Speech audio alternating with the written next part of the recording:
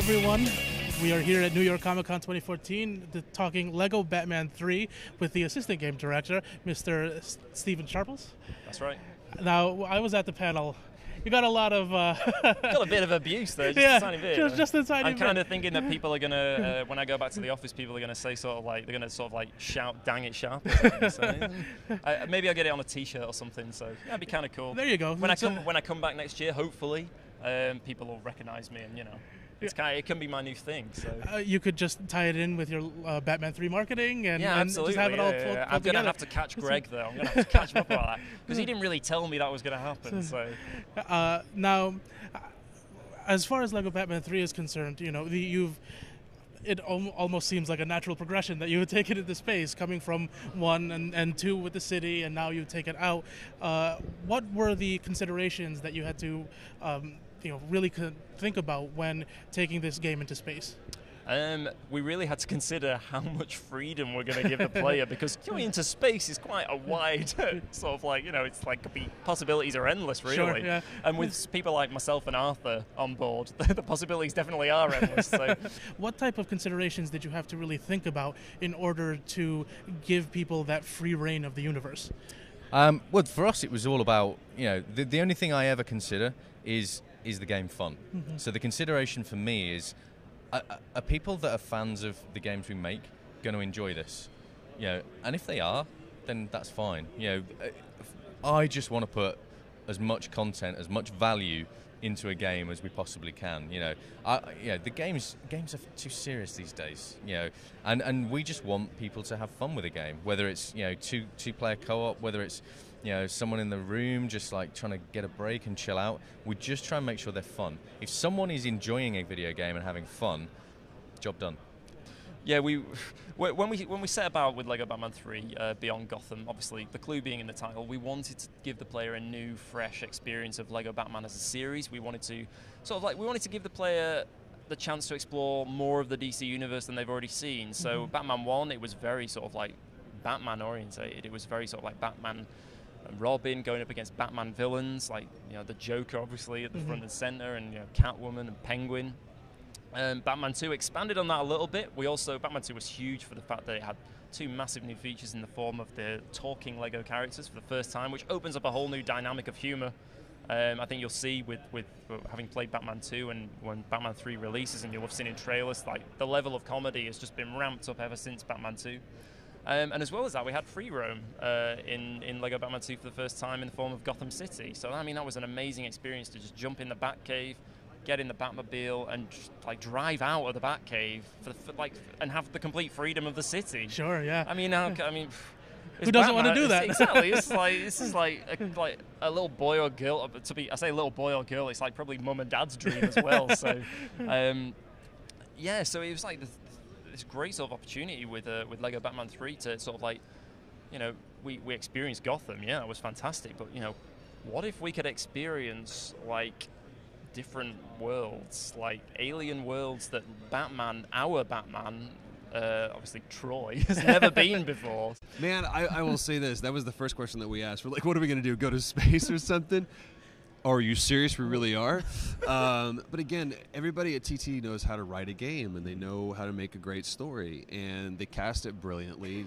Travis Willingham coming back as Superman, Laura Bailey as a slew of characters, including Catwoman, and Wonder Woman as well, especially Wonder Woman, a very angry Wonder Woman in our game.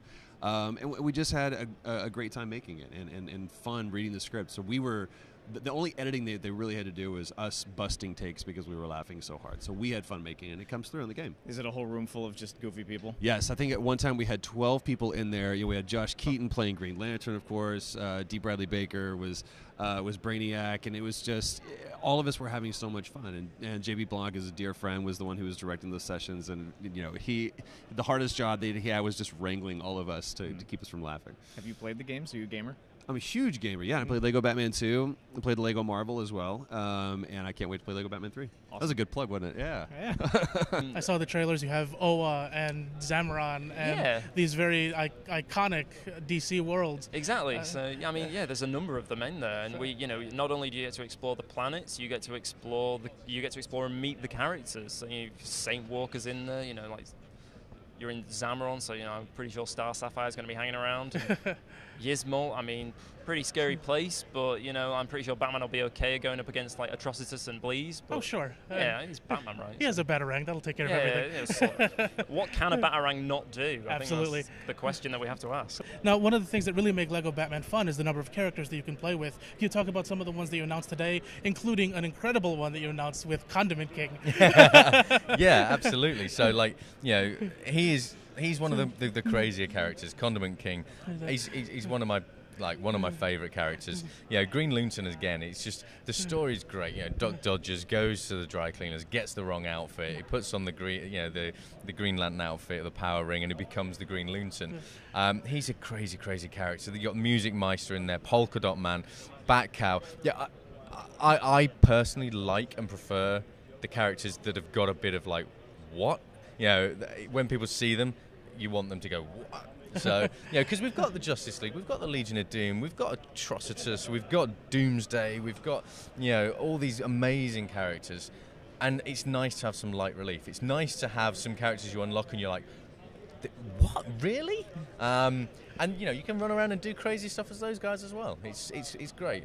Our kind of philosophy for the characters in Lego Batman 3 is if you're not weird and wacky, then go home, because every character's got a bit of personality, a bit of uniqueness and weirdness and wackiness about them. Even Batman, just we can dig it out of in Lego Batman 3.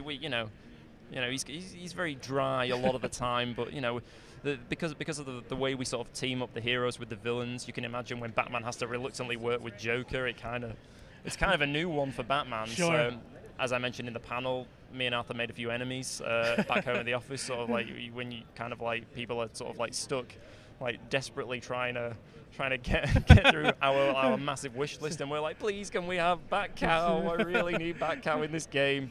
It's kind of a mixture of like the big hitters of the DC universe, like Batman, Robin, the Justice League, Joker, Lex Luthor, Killer Croc, Solomon Grundy, and then it goes into kind of like cult followings, so certain characters have like a massive following now. Like, I mean, we didn't realize just how much of a following Beast Boy has. Yeah. Beast Boy's huge. I didn't really know much about Beast Boy when we started Lego Batman 3, but now I know that he's like insane. So insane in a good way. He's just like an incredible character to play as. I mean, the way he sort of like transforms into a bird as he sort of takes to the air, or the way he sort of like can beat his chest and turn into a gorilla, and then if he jumps in the water, he'll turn into like a fish. So it's a really cool style of gameplay.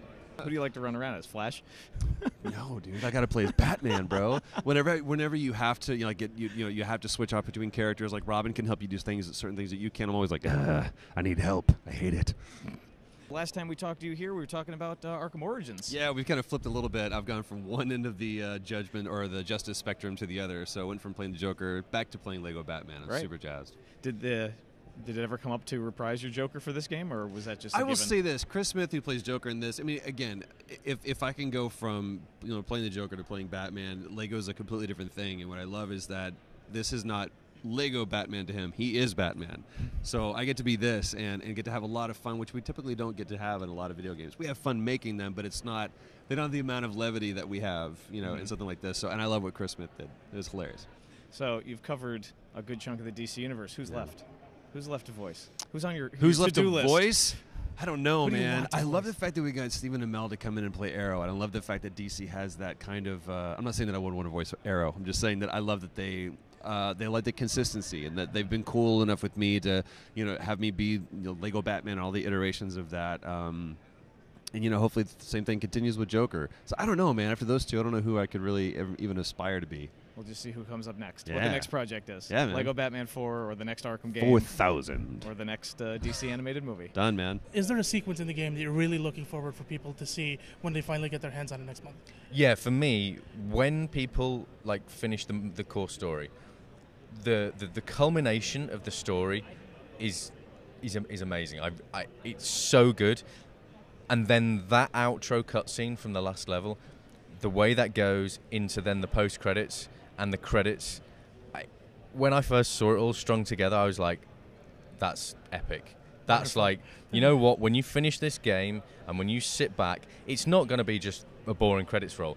What you're going to see is you're just going to be like, wow, And the hairs on the back of my neck went, and I was like, "This is cool." The fact is, when people finish it, they finish on such a high that they're just going to be like, "Yeah, go straight back into it, complete all the free play stuff." So for me, it's the end of the game. It's like they're going to have so much fun all the way through, and it builds up to such a crescendo. That reward at the end. Yeah, and then the comedic twists in there as well. So Sure. obviously, it's all about fun. The release date of Lego Batman 3 is? Yeah, so Lego Batman 3 Beyond Gotham is out November 11th in the US. It's out on Xbox 360, PS3, PS4, Xbox One, Wii U, PC, and then there's a handheld version coming to 3DS and Vita. Wonderful. Thank you very much. Yep, no worries.